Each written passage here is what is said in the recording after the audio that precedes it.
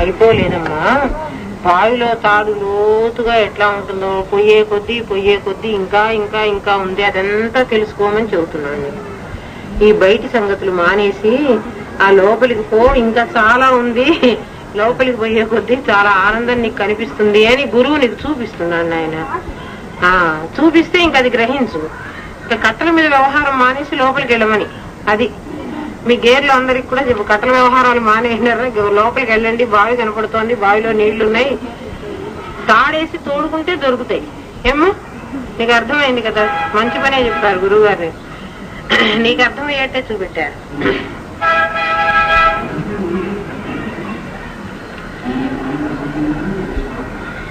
ఆత్మకి సత్తు చిత్తు ఆనందం అని 3 లక్షణాలు ఉన్నాయని మనం తెలుసుకున్నాం. అందులో సత్ అనేటువంటి పదార్థం ఉన్నదని మనకి ఇదివరకు తెలిసిందే, ఊరికే ఒక మాట మళ్ళీ చెప్పుకున్నాం. చిత్ అనేటువంటిది కనిపిస్తుందని, సత్తు చిత్తు కాకుండా ఆనందం అనేటువంటి ఒక పదార్థం అనుభూతికి వస్తుందని పరమాత్మ లక్షణాల్లో మనం చెప్పుకున్నాం. ఈ 3 కూడా ఒకటి ఉంటుంది, అది కనిపిస్తుంది, అది అనుభూతం అవుతుంది, అనుభూతికి వస్తుంది. సరే బాగుంది. టీవీలో ఒక అమ్మాయి చాలా ఆనందంగా పాట పాడుతోంది. అమ్మాయి ఏం బాగుండలేదు, కానీ పాట చాలా బాగుంది. ఎంత బాగుందంటే అబ్బా ఎంత బాగుంది పాట, ఎంత హాయిగా ఉంది అమ్మాయి పాడుతూ ఉంటే, కానీ ఆ అమ్మాయి మాత్రం బాగలేదు. ఒక బాగలేని అమ్మాయి నోట్లో నుంచి వచ్చేటువంటి పాటను నువ్వు చాలా బాగుంది అంటున్నావు అంటే పాట నీకు కనిపించిందా? పాట కనిపించలే. మరి పాట ఎవరైనా ఆ పాటే కదా పాడతారు. అంతకుముందు ఎంతమందో ఆ పాట పాడారు, మనం దాన్ని బాగుంది అని అనలేదు. ఈ అమ్మాయి పాడుతున్నప్పుడు బాగుంది అంటున్నావే, నీకు కనిపించకుండా అందులో ఏదో బాగు అని నీ చేత అనిపిస్తోంది. అది నీకు ఆ బాగు కనిపించే నువ్వు అనిపిస్తోంది అనమాట, నువ్వు అంటున్నావు. అందులో ఉండేటువంటి ఆ బాగుంది, పాట బాగుంది, అమ్మాయి బాగలేదు, పాట బాగుంది. మరి నీకు పాట కనిపించలేదు కదా, మరి ఎట్లా బాగుందంటున్నావు? ఆ పాటలో నీవు ఈ కళ్ళతో కాకుండా ఏదో ఒక బాగున్నతనాన్ని నువ్వు చూడగలిగావు. అలాగే మామిడి పండు నా దగ్గర ఉంది, పండు చాలా బాగుంది. నేను ఆ పండును చూసాబ్బా ఎంత మంచి పండు బాగుంది అంటున్నా. నువ్వేం చేసావంటే ఆ పండు తినేసావు. తిని నువ్వే అంటున్నావు పండు చాలా బాగుంది అన్నావు. నేను బాగుందన్న పండుకి నీవు బాగుందన్న పండుకి తేడా చెప్పండి మీరు. ఇది ఆపన ముందు వినకూడదు. అది ఒక మామిడి పండు నా చేతిలో ఉందమ్మా, చాలా పచ్చగా చక్కగా బాగుంది పండు. నేను మామిడి పండు బాగుంది అన్నాను, నువ్వు తినేసావు ఆ పండు. అవును పండు చాలా బాగుంది అన్నా. నేను బాగుంది అనడానికి నువ్వు బాగుంది అనడానికి తేడా ఏమిటో మీరు చెప్పండి. నేనేమో బయటి రూపాన్ని చూసి బాహ్య రూపం మాత్రం పండు కుళ్ళిపోకుండా చక్కగా అందంగా బాగుంది, కానీ నేను ఆ పండును ఆస్వాదించలేదు.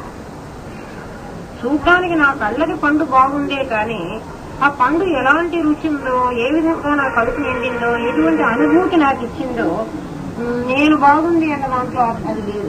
కానీ నీవు బాగుంది అన్న దాంట్లో నువ్వు పండు బాహ్య రూపాన్ని చూడలే, తినేసావు.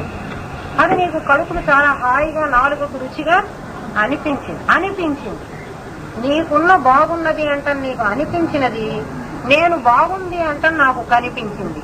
చూడండి రెండిటికి తేడా. అలాగే పరమాత్మ అనేవాడు ఉన్నాడు అని అంటాం. ఈ పండు బాగుంది, బాహ్య రూపం చూసి దేవుడు ఉన్నాడు అంటాం. దేవుడు నాకు అనుభూతం అవ్వాలి. ఆ దేవుడు అంటే ఆ పండులో ఉన్న రుచి ఎలా నేను అనుభవించాను, నాకు చాలా తీయగా బాగుంది అని అనిపించిందో అలా దేవుడు కూడా నాకు అనుభూతం కావాలి. అలా అనుభూతమయ్యి నేను అహం బ్రహ్మాస్మి అని చెప్పు. దేవుడు ఉన్నాడు అంటాం వేరు, నేనే ఆ దేవుణ్ణి అంటాం వేరు. నేనే ఆ దేవుణ్ణి అని ఎవరు చెప్పగలుగుతారు? ఎవడు ఆత్మానుభూతి పొందాడో వాడు చెప్పగలుగుతాడు. ప్రజ్ఞానం బ్రహ్మ అంటున్నాడు. నాయన కనిపించకుండా నీకు అందులో ఉన్నటువంటి మాధుర్యం ఏదైతే నీకు అనుభూతం అవుతుందో అటువంటి అనుభూతమైనటువంటి ఆ ప్రజ్ఞ అంటే ఆ పండులో ఉన్నటువంటి రుచి, పాటలో ఉన్నటువంటి మాధుర్యం, ఆ అమ్మాయిలో ఉన్నటువంటి బాగలేనితనం, బాగలేదు, ఏం బాగలేదు అంటే బాగలేదంటే కళ్ళు లేవా, ముక్కుందా, చెవులున్నాయా, అన్నీ ఉన్నాయి కదా, మరి బాగలేదంటున్నావు, ఏం బాగలేదు, ఏమో నాకు తెలియదు, మొత్తానికి బాగుంది, చాలా బాగుంది. ఏం బాగుంది? కళ్ళు బాగున్నాయా, ముక్కు బాగుందా, చెవులు బాగున్నాయా, తల బాగుందా, నాకు బాగుంది. అలా నీ చేత బాగుంది బాగలేదు అనిపించేటువంటిది ఏదైతే ఉందో అది ప్రజ్ఞాస్వరూపం. అంటే ఇప్పుడు దీన్ని బట్టి మనకి ఏమర్థం అవుతుందంటే ప్రజ్ఞాస్వరూపం అనుభూతం అవుతుంది, కనిపించదు, అనుభవించడానికి వస్తుంది. అలాంటి అనుభూతమైన దానిని వేదాంత భాషలో ప్రకాశము అంటారు. సాధారణంగా ప్రకాశం అంటే కాంతి అనుకుంటాం మనం, కాంతి కాదు ప్రకాశం అంటే. శబ్దానికి అర్థం మామిడి పండు బాగుంది అంటాం ఎలా ఉంటుందో, ప్రజ్ఞానం అంటే ప్రకాశం అని చెప్పడం అలా ఉంటుంది. ప్రకాశం అంటే వెలుతురు, కాంతి, అది కాదు. మనకి అంటే కళ్ళకు కనిపించకుండా ప్రజ్ఞానం బ్రహ్మ అనేటువంటి పదార్థం అనుభూతం అవ్వాలి, అనుభవానికి రావాలి. అలాంటి అనుభవించేటువంటి పదార్థం ఏదైతే ఉందో ఆ అనుభవాన్ని ఏదైతే అనుభవిస్తూ ఉందో, అనుభవం వేరు అనుభవించటం వేరు, పండు యొక్క రుచి వేరు, రుచిని గ్రహించే నేను వేరు. లేనుకో పండు రుచి నాకెలా తెలుస్తుంది? పండు రుచి పండులోనే ఉంటుంది. నేననే ఒకడు ఉంటే ఆ పండు యొక్క రుచిని నేను అనుభవించగలుగుతాను. అలా అనుభవించేటువంటి నేను ఆత్మని అని చెబుతున్నాడు. ఒక పదార్థం యొక్క ప్రజ్ఞను గ్రహించి అనుభవించేటువంటి ప్రజ్ఞానం అదే బ్రహ్మ, అదే ఆత్మ అంటున్నాడు. అయితే ఇది అందరికీ ఎందుకు తెలియటం లేదండి? దీపం అందరికీ కనపడుతుంది, అలాగే మామిడి పండు రుచి అందరికీ తెలుస్తుంది. బజార్లో కనిపించేటువంటి పదార్థాలు, లేకపోతే ఆ ఆకాశం, ఆ చెట్లు, ఆ భూమి, ఆ నేల, అవన్నీ నాకు ఒకలాగే కనిపిస్తున్నాయి, మీకు ఒకలాగే కనిపిస్తున్నాయి. మరి ఈ ప్రజ్ఞానం బ్రహ్మ అన్నది ఇప్పటి వరకు ఎవరికి మాకు అనిపించలేదే అని చెబుతారే ప్రతివాడు అంటాడు. ఏమో అండి, మహావాక్యాల్లో ప్రజ్ఞానం బ్రహ్మ అనే ఒక వాక్యం ఉంది, అంతేగాని అది ఎలా ఉంటుందో నాకైతే తెలియదు. ప్రజ్ఞానం బ్రహ్మ మీకు తెలుసా అని అడిగితే అవి నాకు తెలియదండి. తెలిసిన వాడు ఎవడో ఒకడో ఇద్దరో ముగ్గురో కనపడతారు. ఎందుకు మరి అన్ని అందరికీ ఆకాశం నీకు కనిపించింది, నాకు కనిపించేది, ఆ లైట్ మీకు కనిపిస్తుంది, నాకు కనిపిస్తుంది, ఈ పువ్వులు మీకు కనిపించే, నాకు కనిపించాయి. అలా ప్రజ్ఞానం బ్రహ్మ మీకు నాకు అందరికీ కనిపించటం లేదు కదా, అనిపించటం లేదు కదా. ఎందుకు అనిపించటం లేదు అంటే దానికి చెప్తాడు. ఒక మనవడు తాత పుట్టుకను తెలుసుకోలేని ఎట్లు, మనవడు ఉన్నాడు అంటే తాత ఖచ్చితంగా ఉండి తీరుతాడు. తాత లేకుండా మనవాడు లేడు. ఎందుకంటే తాత లేకపోతే కొడుకు లేదు, కొడుకు లేకపోతే మనవాడు లేడు. మనవడు ఉన్నాడు అంటే తాత డెఫినెట్ గా ఉండి ఉండాలి. మనవడికి తెలియనంత మాత్రాన తాత లేడు అని మనం అనగలమా?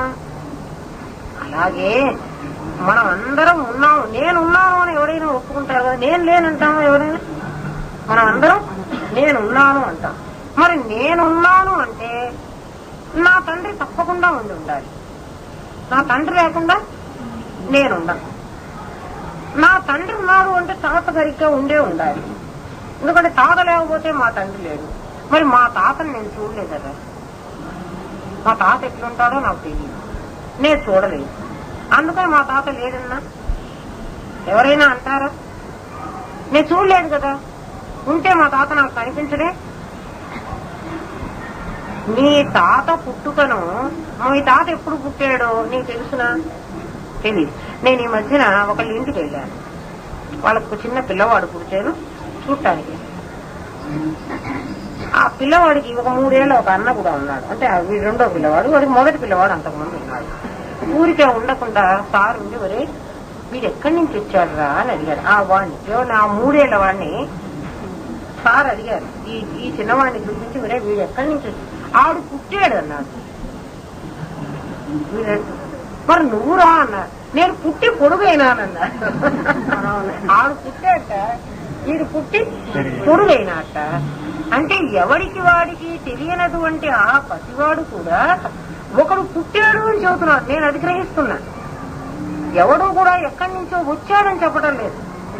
వీళ్ళందరూ కూడాను ఎవరికి వాళ్ళు, ఆ 3 ఏళ్ల వాడు, ఆ తెలియనటువంటి ఆ పసివాడు కూడా ఏమంటున్నాడు, వాడు పుట్టాడు అంటున్నాడు. మరి పుట్టాలి అంటే నువ్వు శరీరాన్ని తీసుకుని రావాలి కదా, ఇక్కడికి రాబట్టి కదా ఆ రోజు నీకు పుట్టానన్నావు.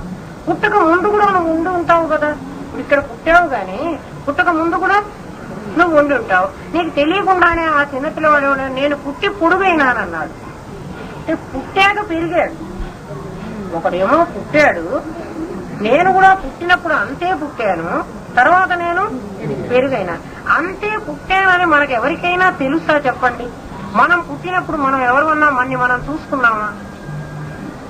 కానీ మనం పుట్టామని మనం నమ్ముతున్నాం కదా, నమ్ముతున్నాం.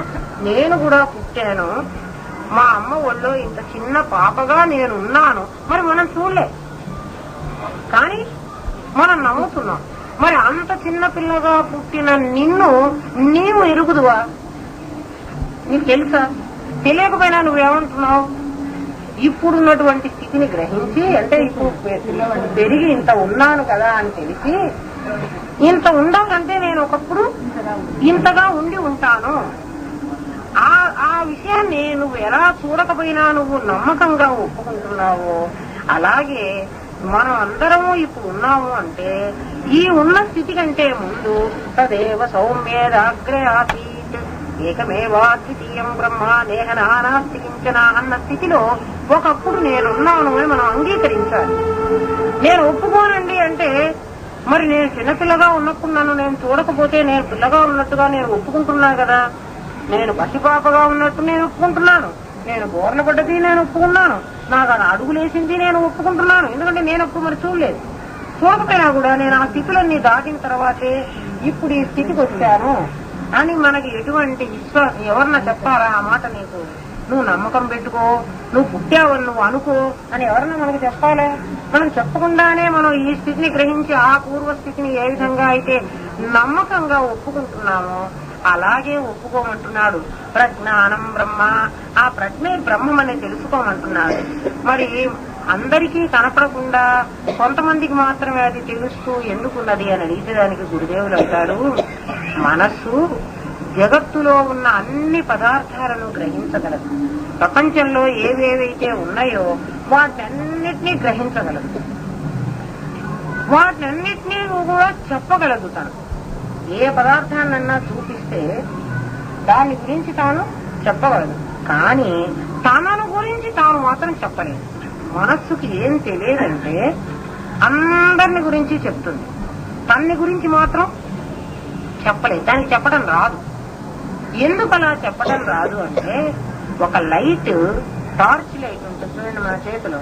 ఒక టార్చ్ లైట్ వెలిగించామనుకోండి, ఆ చుట్టుపక్కల ఉన్న అన్ని వస్తువులను అది చూపించగలదు. కానీ టార్చ్ లైట్ వెలుగులో టార్చ్ లైట్ ను చూడండి, దాని లోపల ఏ ఏ భాగాలు ఉన్నాయి, దాని స్విచ్, దాని లోపల ఉన్నటువంటి బ్యాటరీ సెల్స్, ఇవి చూపించగలదా? అది ఏం చూపించగలదు? నీకు బయట ఎంత దూరం కావాలంటే అంత దూరం వరకు చూపెట్టగలదు. తనని తాను మాత్రం ఎలా చూపెట్టలేదో అదే విధంగా మనస్సు బయట ఉన్నటువంటి అన్ని విషయాలను చూపెట్టగలదు, బయట ఉన్న అన్ని లోపాలను చూపెట్టగలదు, ఎదుటి వ్యక్తిలో ఉన్నటువంటి సమస్త గుణాలను గ్రహించగలదు. కానీ తనను మాత్రం తాను గ్రహించలేదు. అలా గ్రహించుకోవడమే. ఎందుకంటే ఆ మనస్సుట జగత్తునందలి వస్తువులన్నిటినీ తెలుసుకోగలదు, కానీ వేత్తయగు ఆత్మను తెలుసుకోగలదు. ఎవరైతే దాని గురించి దాన్ని ఇంతవరకు ఇంత శక్తివంతంగా చేశారో అటువంటి వాణ్ణి గురించి తెలుసుకోలేదు.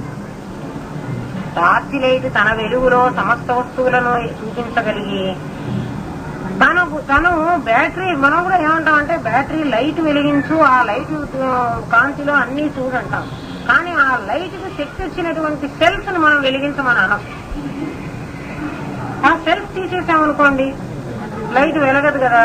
అలాగే ఈ మనస్సు కూడా ప్రపంచంలో ఉన్న అన్ని వస్తువులను గ్రహిస్తోంది అంటే దానికి వెనక ఉన్నటువంటి ప్రజ్ఞానం బ్రహ్మ అనేటువంటి ఆత్మస్వరూపం వల్లే మనస్సు అన్ని విషయాలను గ్రహించగలుగుతోంది.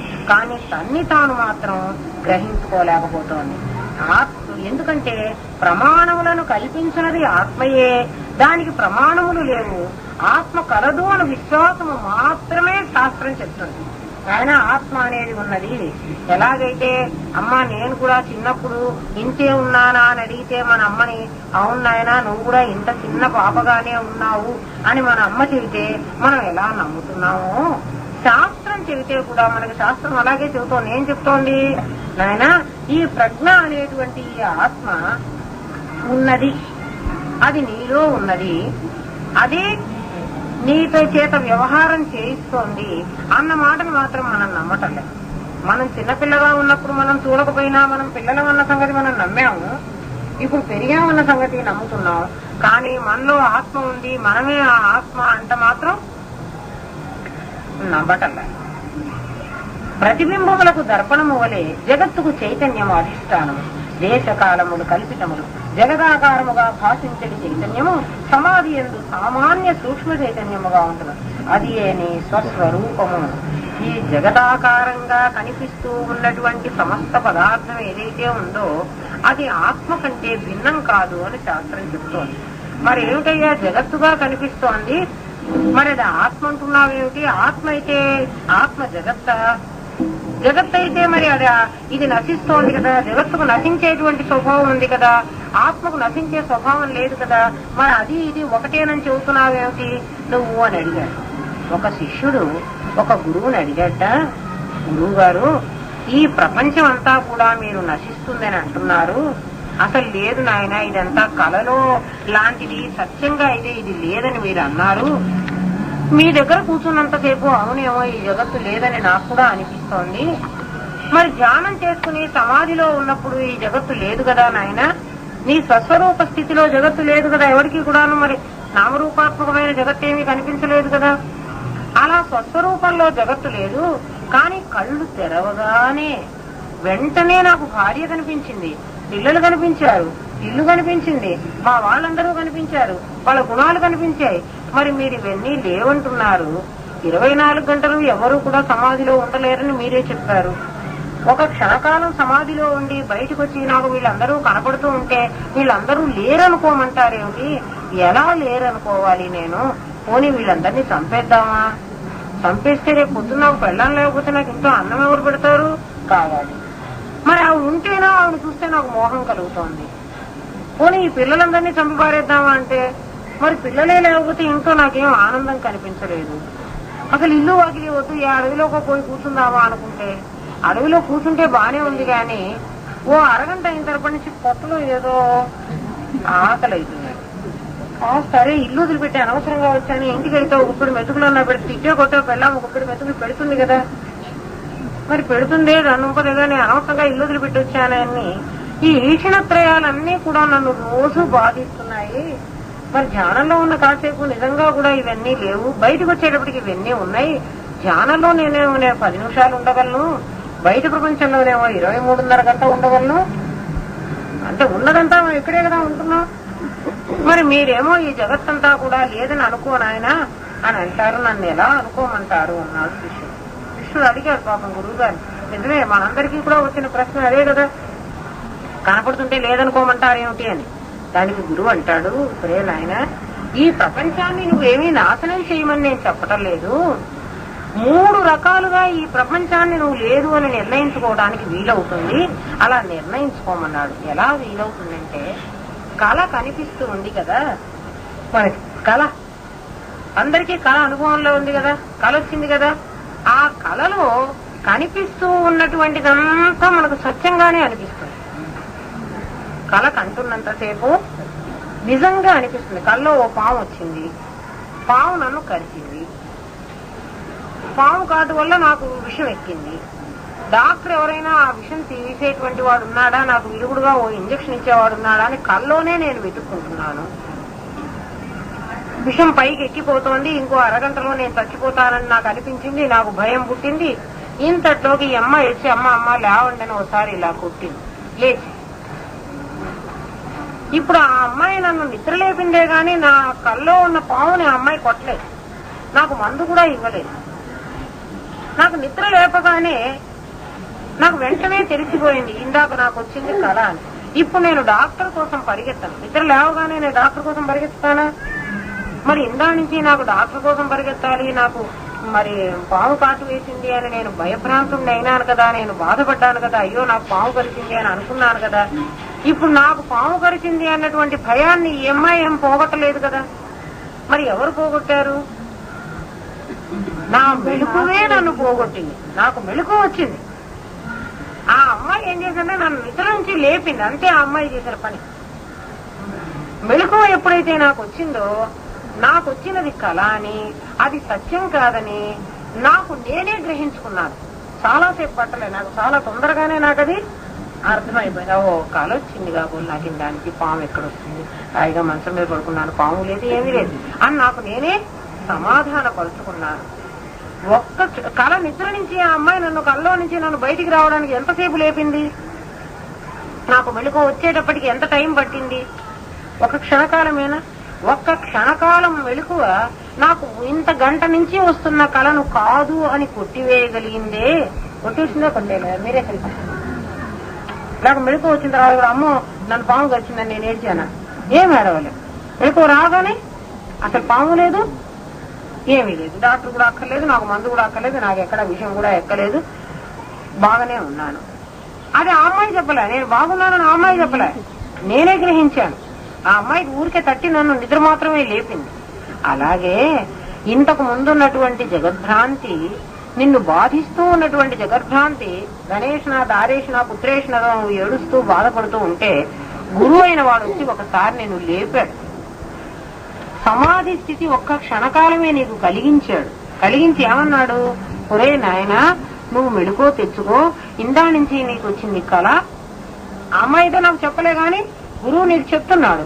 మెలుకో వచ్చిన తర్వాత కూడా కళ ఊహించుకుని ఏడ్చేవాడిని ఎంత అవివేకి అంటాము.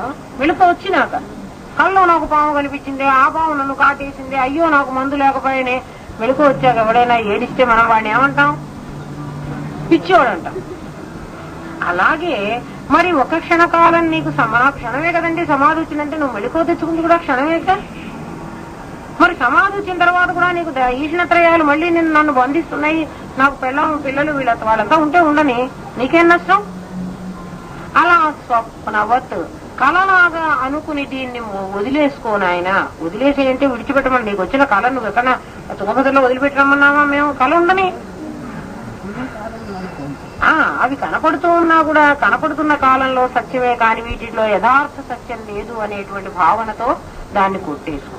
శిష్యుడు అన్నాడు, అది చాలా కష్టం అండి, ఎందుకంటే నా భార్య, నా పిల్లలు, మా అమ్మాయిని మీరు ఏమన్నా అంటే నేను కొడతాను జాగ్రత్త, మాది కదా అన్న భావం నన్ను పట్టుకుని ఉంటే నన్నేలా మానుకోమంటారండి? కలంటే కాసేపు వచ్చింది పోయింది, రేపు మళ్ళీ ఆకలే రావటం లేదు.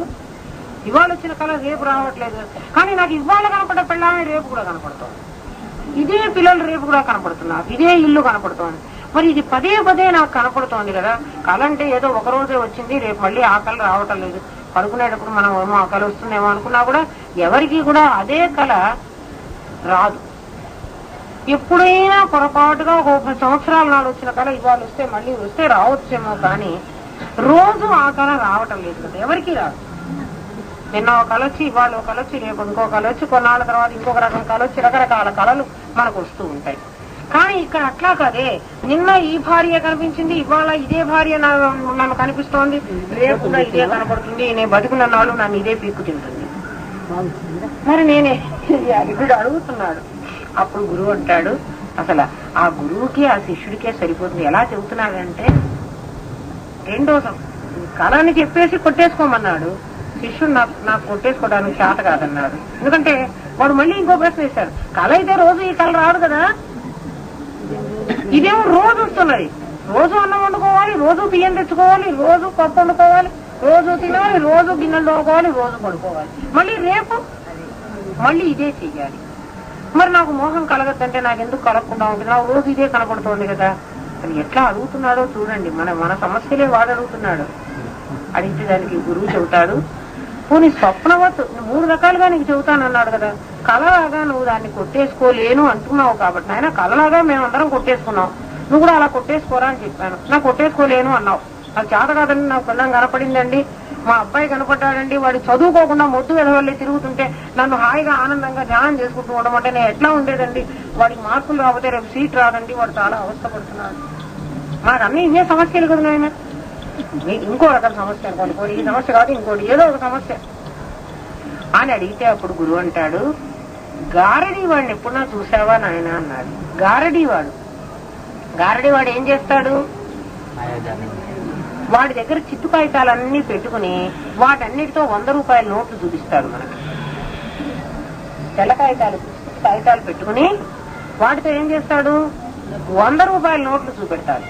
ఓ పిడిగడి ఇసుక తీసుకుని బూడిదే దీన్ని చక్కెరలాగా చేసి మీ అందరి చేతిలో ఇట్లా పోస్తాడు. కావాలంటే మీరు రుచి కూడా చూడొచ్చు, తీయగా కూడా ఉంటుంది, పంచదారలాగే ఉంటుంది. వాడి కనికట్టు విద్య అంటారు. ఆ విద్య ద్వారా వాడు అదేదో పొట్ట పోషించుకోవడానికి ఓ విద్య నేర్చుకున్నాడు. దాని ద్వారా మనకన్నీ చూపెడుతూ ఉంటాడు. నిజంగా చిత్తు కాగితాలను 100 రూపాయల నోటుగా మార్చగలిగేటువంటి ఆ శక్తే వాడికి ఉంటే, గారడీ అయిపోయిన తర్వాత డబ్బా పెట్టుకుని మనందరి దగ్గరికి వస్తాడు. ఓ 10 పైసలు ఇవ్వమని, 10 పైసలో పావలో అంటే మనం ఇచ్చే 10 పైసలు పావలా వాడు తయారు చేసిన 100 రూపాయల నోటు కంటే విలువైందని వాడు అక్కడే ఒప్పుకున్నాడు. అంతే కదా. లేకపోతే వాడు 100 రూపాయల నోట్లు తయారు చేసుకుని వాడే కొట్టుకుపోయి అన్ని కొనుక్కొచ్చుకొని తెలుసుకొని మన 10 పైసలు ఎందుకు అడుక్కోవడం. గారడీ వాడు ఎలాగైతే చూపెడుతూ ఉన్నటువంటి ఆ క్షణంలో అది సత్యత్వాన్ని దాన్ని గోచరింప చేస్తూ, యథార్థ సత్యం లేదనేది వాడికి తెలుసు, మనకి తెలుసు. వాడు 100 రూపాయల నోట్లు తయారు చేయగానే వరే నాకు 10 రూపాయలు 100 రూపాయల నోట్లు ఇవ్వరా, బ్యాంకుకు పోయి మార్చుకొస్తాను అని మనం ఎవరన్నా అడిగామా ఎప్పుడైనా? మరి మనకు కనిపించినాయి కదా. కనిపిస్తూ ఉన్నదాన్ని నువ్వు అసత్యం అని కొట్టేసుకోగలిగావు కదా, సత్యం కాదని. అది తయారు చేసిన వాడు కూడా ఇది అసత్యం అని వాడు ఒప్పుకున్నాడు కదా, మీరే చూశారు కదా. అంటే మన 10 పైసలే సత్యం కానీ వాడు చేసిన 100 రూపాయలు అసత్యం అని జరుగుతూ ఉన్న కాలంలో కూడా దాన్ని తయారు చేసినటువంటి వాడికి కూడా దాని మీద సత్యత్వం లేదు అన్నటువంటి నమ్మకం ఎలా కలిగిందో, ఈ కనబడుతూ ఉన్నటువంటి ఈ ప్రపంచం అంతా కూడా గారడీ వాడి గారడీ వంటిది. వాడు అన్నాడు కదా, నిన్న భార్య కనిపించింది, ఇవాళ కనిపించింది, రేపు కనిపిస్తున్నది, పిల్లలు నిన్న కనిపించారు, ఇవాళ కనిపించారు. కనిపిస్తే నీకేమిట్రా నష్టం ఆయన? 100 రూపాయల నోటు కనిపించి నీకు భ్రాంతి కలిగించిందా? సత్యం అని నీకు అనిపించిందా? పోయి తయారు చేసి ఎవరి చేతిలో ఉందో వాడికైనా అనిపించిందా? వాడికి కూడా అనిపించలేదు. వాడికి సత్యం అనిపించలేదు, నాకు సత్యం అనిపించలేదు. అలాంటి ఎదురుగా కనపడుతూ ఉన్న దానిలో సత్యత్వం ఎలా లేదో అదే విధంగా ఈ జగత్తులో సత్యం లేదని గ్రహించుకో. ఉంటే అది సత్యమే అయితే సమాధిలో కూడా అదే కనిపించాలయ్యా. సమాధిలో నీకు భార్య బిడ్డలు కనిపించలేదు కదా, నీ దేహం కనిపించలేదు కదా, మరి సమాధిలో లేని ఇక్కడ ఎలా వస్తుంది? ఆ విధంగా ఇది గారడీవాడి సత్యం వంటిది, యథార్థ సత్యం కాదు అని కొట్టేసుకోనాయన. గురువు శిష్యుడికి చెప్పాడు. మొదటేమని చెప్పాడు? కలలాగా అనుకుని కొట్టేసుకోమన్నాడు. మళ్ళా రెండో స్థితిలో ఏమని చెప్పాడు? కనిపిస్తూ ఉన్నప్పటికీ కూడా అది గారడీ వంటిది, వాడికి సత్యం అది సత్యం కాదని తెలుసు, నీకు ఇది సత్యం కాదని తెలుసు, అలా కొట్టేసుకోమన్నాడు. దానికి శిష్యుడు మళ్ళీ వెంటనే ప్రశ్న అడుగుతున్నాడు, గురుదేవా, గారడీ వాడైతే 10 నిమిషాలే గారడీ చేస్తాడు, మహా అయితే అరగంట గారడీ చేస్తాడు, అంతే కదా. ఈ భార్య, ఈ బిడ్డలు, ఈ సంసారం, ఈ జంజాటం ఉండే నేను బతుకున్న నాళ్ళు నా వెంటబడి వస్తున్నది, నన్ను వదిలిపెట్టడం లేదు.